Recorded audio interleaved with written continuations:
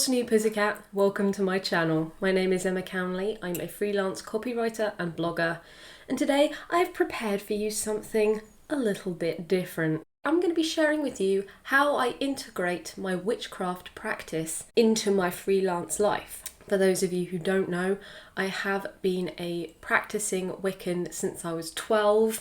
I'm not going to do the maths, but that's okay, I am going to do the maths. Like over 20 years. Last year I kind of took the leap and made it public when I published my digital ebook, The Witchy Freelancer, and people seem to respond really well to that. So well, in fact, that I've recently launched a newsletter called The Copy Coven for people that enjoy kind of occulty witchy stuff but are also freelance writers and kind of want to integrate the two, or are just interested in learning about it or in trying different ways of working.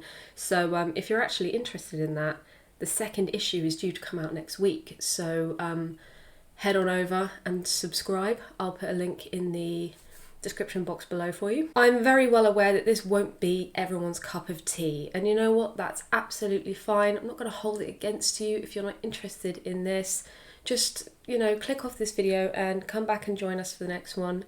It's been a pleasure to have you for this few minutes that we've been together. See you next time. Thank you. But if you are interested, please stay tuned.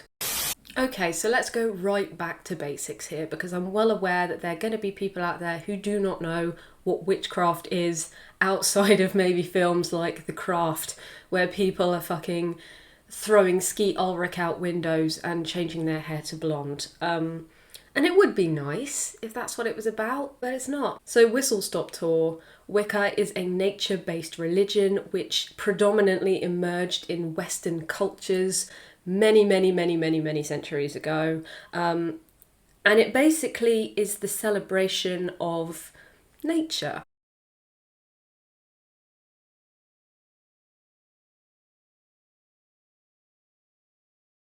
So really basic overview, that's what it is. If you want a little bit more of a detailed overview, you can download my ebook, and I've covered off some of the basic details there about how the different types of Wicca that there are, and how to begin to kind of work spiritually. In fact, it's not even spiritual.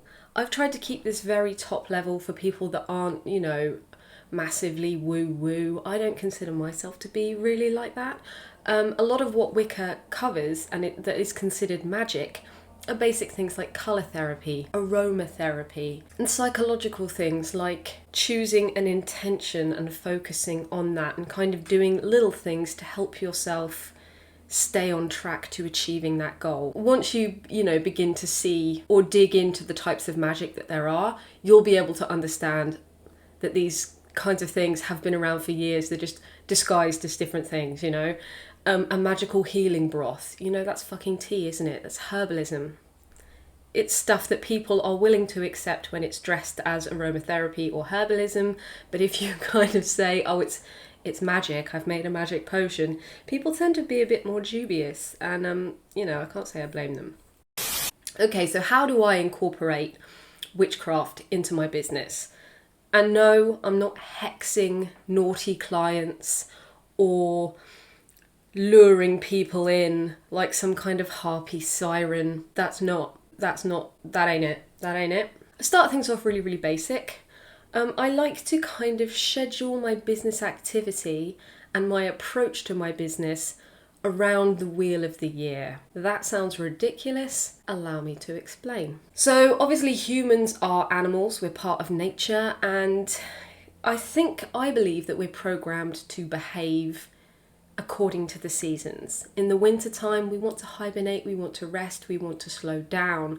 In the spring, we start to get a bit more active and a bit more excited. In the summer, we're at the height of our activity. And in autumn, we start to cozy on down, enjoy the nice things, you know, our pumpkin spiced lattes and our scented candles and our nice blankets. And I think that that's very much hard coded into our DNA, right? And obviously that's not going to be true for everybody, but I tend to find myself moving in very definite cycles throughout the year. So what I tend to do is structure my business according to those cycles because it feels intuitive to me to work with the way that I am feeling at that time of year. So in winter, I'm going to slow things down. I'm going to be kind of clearing out my desk, clearing up all of this, getting my paperwork in order, preparing to shut down for the Yuletide season and just rest. And then when I come back in January, I'm not setting those hardcore intentions. I'm just moving really slowly, easing myself back into work and just beginning to get ready for spring, where I then will set my intentions, set those goals, begin to get my ducks in a row about how I'm going to go about smashing the granny out of the year. And then in summer, it's gung-ho, I'm all in, full pelt. As I approach autumn, I like to kind of maybe slow down a little and look back on the year and how much I've achieved and really spend that time in gratitude and then slow down again come winter. Now, I'm very well aware that I am in a very privileged position. Not everyone is going to be able to run their business like that, and not everybody cares to, and that's fine. This is just one of the ways that I like to integrate nature, if you will, into my business practice, because that's how I'm feeling in those months, so that's how I'm going to roll. And it seems to be working well for me. I also like to incorporate my practice into my freelance workday in terms of the structure of my day. So when I come to my desk, I like to start things off by writing in my dream diary. I do it every single morning, and I use it almost as morning pages. So I sit down and bullet point out in kind of detail what happened in the dream, and then I use a dream diary to kind of try and decode what that might mean. And if necessary, might even get the journal out afterwards and just work through some of the things that have cropped up, some of the things that I can tell are bothering me, and I'm trying to sort that out in my head while I'm dreaming. It's just a really nice way to get into writing for the day. And then I will choose a oracle card for the day. Now, I have a very specific deck that I use on a daily basis for work. It's the Literary Witches Oracle deck, and I fucking love the shit out of this thing. I haven't had an oracle deck for many, many years, and I'm incredibly particular about the stuff that I use. Well, anything that I buy, I'm very, very, very particular about it. And when I was recommended this deck by my friend Lauren, I knew it was for me, snapped it up. Oh my god, I love the fucking shit out of this thing. Whenever I'm doing a video and you see a little card like this, that's what that is. And I kind of use that to kind of guide my approach to the day and maybe take some themes from it, or take it as a warning, or take it as an encouragement. You know, it's just a nice little thing to do that I use to start my day with. I also like to kind of almost activate my office space with a candle or oils or incense or something like that to kind of get myself into the zone. I like to activate my space with a candle. I light that candle and I'm like, activated. Or I choose an oil that really helps me get in the zone, get that shit on, activated. It's that scent association. When I smell that, I'm like, okay, we're ready to work. Hello, Editing Emma here. This is becoming something of a habit on my channel, mostly because I don't script my videos and then remember that I've forgotten to say important things that I wanted to fucking say. So I'm just popping in here just to point out that Rachel Stephen also has kind of a mini writing altar, and you can see it in her videos whenever she sits down to do like a bullet journal planning session. She'll light a candle, she'll light a cone of incense, and then she'll sit down to kind of do her writing practice. And I think that's just wonderful. And if you have any interest whatsoever in combining Wicca with your writing, you should definitely check out Rachel's channel because she's amazing. I love her content, and I've actually been really inspired by the majority of her videos here on my channel. So if you like me, you're gonna like her, and if you like her, I hope that you like me. I also hope that she likes me because I like her. So I'll leave a link below. Go check that shit out because it's chef's fucking kiss. I talk more about workplace activation and setting up your workplace in the ebook. So if you want more details on that, go get you some. I've put it all there in detail for you. And now to the general bits and bobs. The kind of things I do every so often that help me with freelancing, but are very much kind of occulty, witchy type stuff. Starting with my monthly freelance focus that I do over on my blog.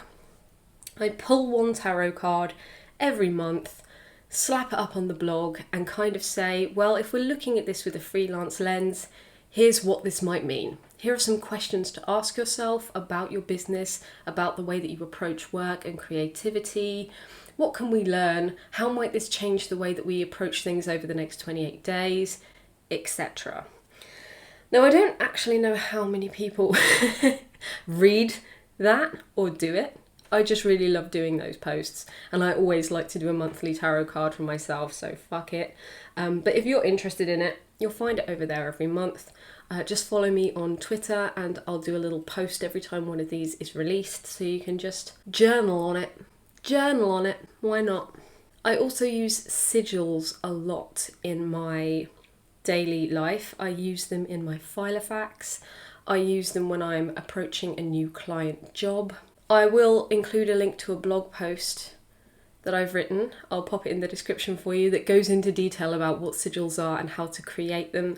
But basically, a sigil is a magical symbol that is entirely specific to you and the very specific intention you're trying to achieve. So you're basically writing a positive affirmation and then distilling it all the way down into a single symbol that's made up of components of that statement. And that is your symbol for that thing. It's really cool. And you can kind of doodle them anywhere, like on your notebook, kind of put it on a slip of paper and kind of tuck it in your pocket, or draw it on your hand or something if you're going to a meeting. I just think they're really cool. I love a good sigil and I fucking use them for everything. I also have some writing talismans on my desk, things that I use to kind of hold when I'm trying to write, or things that I can look at. I've got this leaf that I picked up from the pavement outside Stephen King's house. I didn't trespass on his property or anything, that's fucking weird.